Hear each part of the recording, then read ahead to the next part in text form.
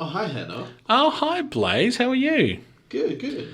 Welcome to our first 12 podcast of The Christmas. 12 Pods of Christmas. This is a idea I came up with randomly just to come up with, I guess, literally, it was to come up with a gimmick Yeah. for Christmas. And what are we giving these five people on the first night of Christmas? So for the first night of Christmas, my true love gave to me a fairly average shitty movie. That's not very loving of her. No, it's not.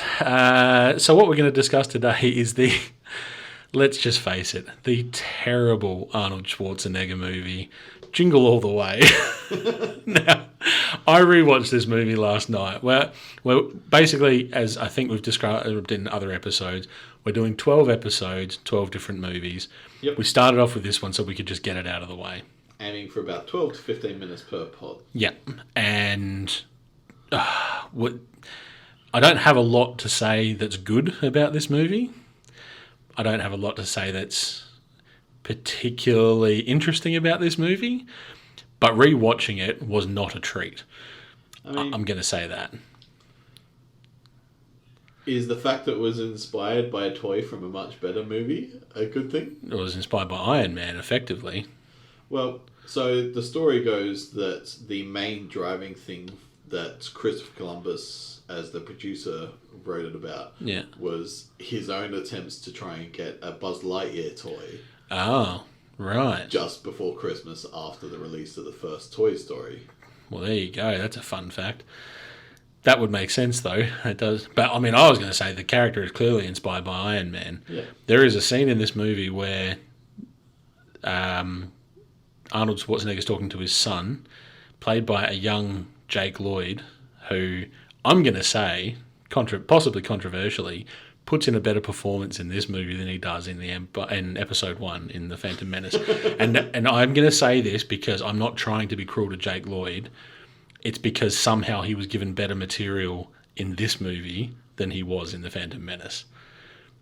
I have leaned so towards the point that you cannot blame Jake Lloyd for his performance in that movie now.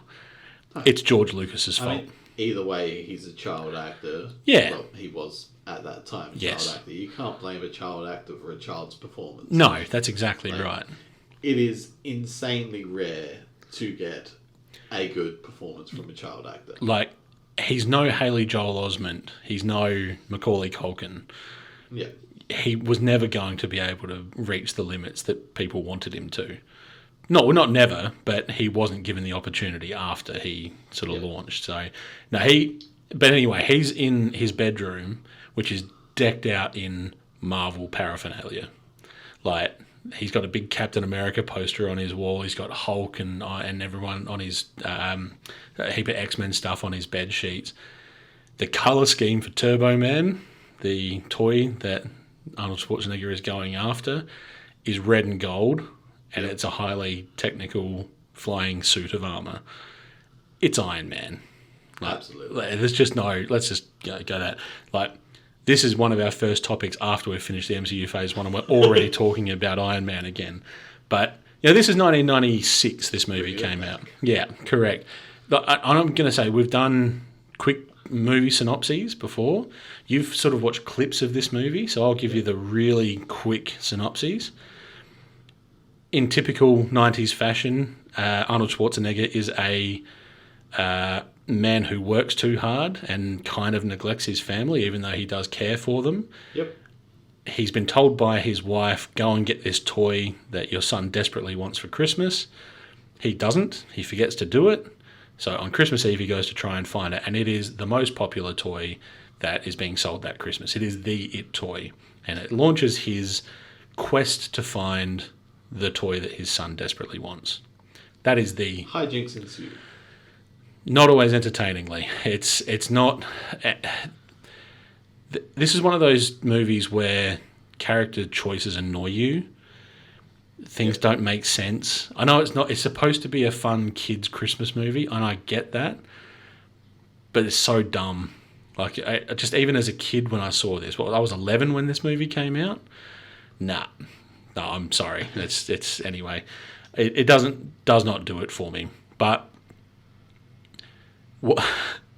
So This movie's got Phil Hartman in it, possibly most famously from doing Troy McClure and other voices in The Simpsons, Lionel Hutz, before his tragic death. This is the last movie that came out before he died that he appeared in before he died in 1998. Not a great final film to have been in. He plays the neighbour? He plays the sleazy neighbour who all of the mums love him, and it is very heavily implied he is fucking all of them. Because there's just these seedy conversations going on between women, all the mums in the neighbourhood, and him. He's clearly hitting on Arnold Schwarzenegger's wife, played by Rita Wilson. She's kind of rejecting it, but at no point does anyone, except for Arnold Schwarzenegger's character, call out just how creepy this guy is. Yeah. Like, he is a sleazebag. Yeah, gross. It's actually gross to watch. And I don't like... Phil Hartman was really good when he played characters in films of being a jerk. Like, he was really good at doing that. I just didn't like seeing this one. It was just... ugh. Took the sleaze a bit too far. Yeah. So, I mean, this one, I guess the genre for it is just... It's comedy, supposed to be. And it's your wacky adventure kind of comedy. It ends on a, I don't know, somewhat cheesy note. Do you know the comedian Sinbad? Yes. He's the postman? He's the postman. Yep. And I've never enjoyed any performance of anything he's ever done. I've never understood. He had a very brief period in the 90s where he was incredibly popular. I did find amusing the payoff for the gag with the postage bombs. That was pretty funny. But in fairness... multiple times throughout the movie, to try and get his way, he pulls out a random parcel and tells people, this is a parcel bomb. I keep it on me just in case I need it. Yeah. If you don't give me what I want, I'm going to set it off. Yeah. And he does this multiple times and it's revealed to be just a fake, a random parcel. Correct. Yeah. And then... I think it's at the police precinct. It's in the radio. I think it's in the radio station, and the police have just come and got them. Yeah. He pulls the same stunt. Him and Arnie's characters are running away, and then the bomb goes off. Yes. This one time, it was real. Because what I've got to admit is a good running gag in the movie. This is where I will give it some props. Throughout the movie, Arnold Schwarzenegger's character has had these run-ins with the same cop. So he's trying to rush to get to his kids at the start of the movie. You know, it's the old, Dad says I'm going to make it to the movie, make it to my event, but he doesn't make it to the event. And that is a karate tournament. And to try and get there in time to get through traffic, he pulls out into the verge and starts speeding, and he gets pulled over by the cops, and it's this cop. And then when he's trying to rush to another store to find the toy when he's on his adventure, he reverses and knocks over the same police officer's motorbike. And that cop is also the lead cop when they burst into a radio station to try and win the toy, and the cops get called on them, and he's there. And he says, at the point with the actual postal bomb, I worked for the bomb squad for 10 years. I've got this. And he starts shaking it and listening to it. He goes, nah, we're absolutely fine. He rips it open and you hear an explosion. Now, I had a horrible thought when I was watching that scene because I couldn't remember it from when I was a kid. But if that bomb had gone off in real life, those cops just died. Yeah. In this lighthearted children's comedy.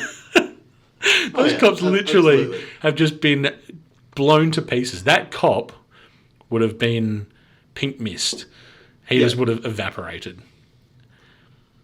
I'm really glad they went with the comical let's flash back, and he's almost like Wile E. Coyote.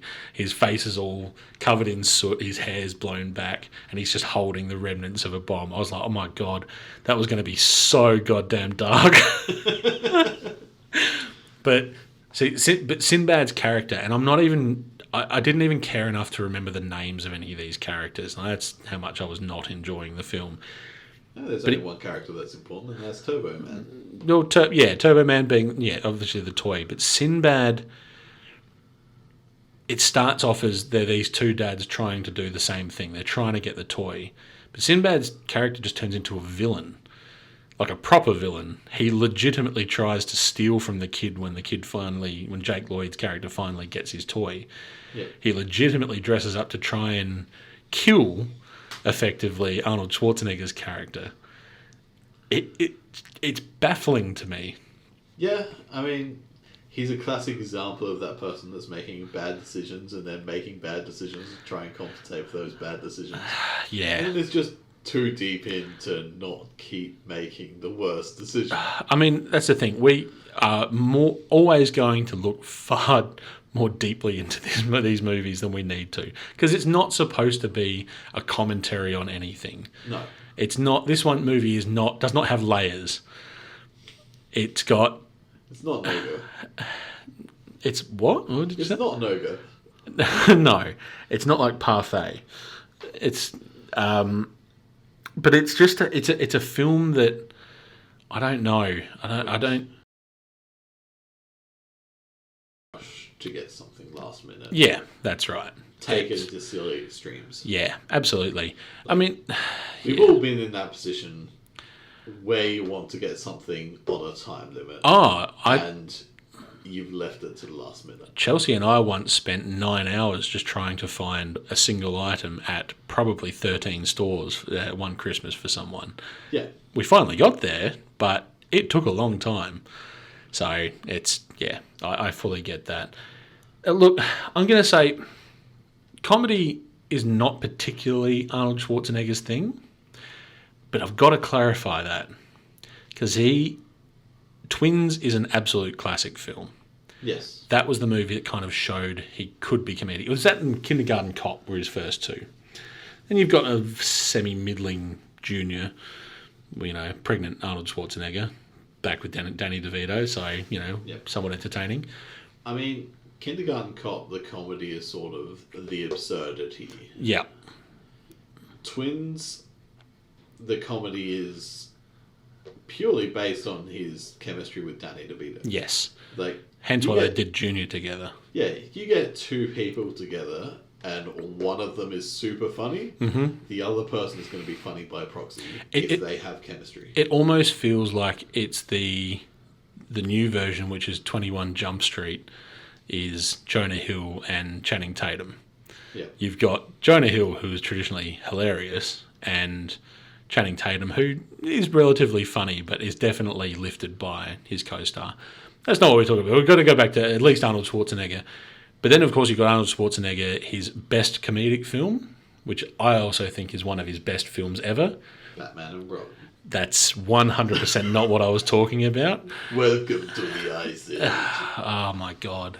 We can't do this because that's going to go forever. No, I'm talking about True Lies. Oh, yep. True Lies, I honestly feel, is one of Arnold Schwarzenegger's best films. I fucking love that movie. I can watch it over and over and over again. It's hilarious, but really entertaining. But he did not bring the same... He was trying to do the light-hearted comedy here. This was the proper family, because, your Kindergarten Cops and Twins have still got very adult themes within them. Yes. There's murderers, there's child abductions, there's all that sort of gear going on. Dark elements going on. Yeah, but this is supposed to be just for families, very, very light-hearted. It's not his thing. No. I'm wondering if he needed a paycheck. That's the only reason I can imagine he did it. Yeah. That or someone convinced him it would be a good idea. Yeah, it's fair. But, there was no need for him to reinvent himself at that time either. 96, he was still technically could have been riding high off of Terminator 2 and True Lies. Yeah. And Twins. And a myriad of other films that he'd already starred in. So... Look, I mean, it could also just be that he was riding high on all that, and it's like, I can branch out and see if something else clicks. That's fair. That's a good point.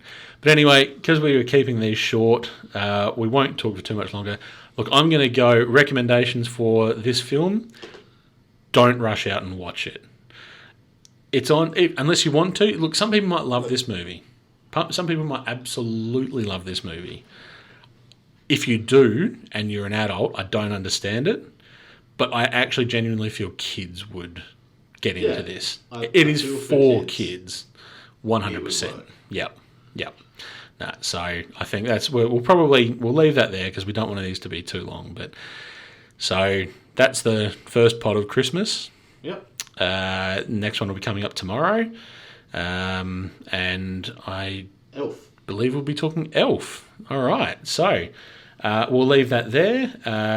Thanks for listening, and enjoy in the lead up to Christmas.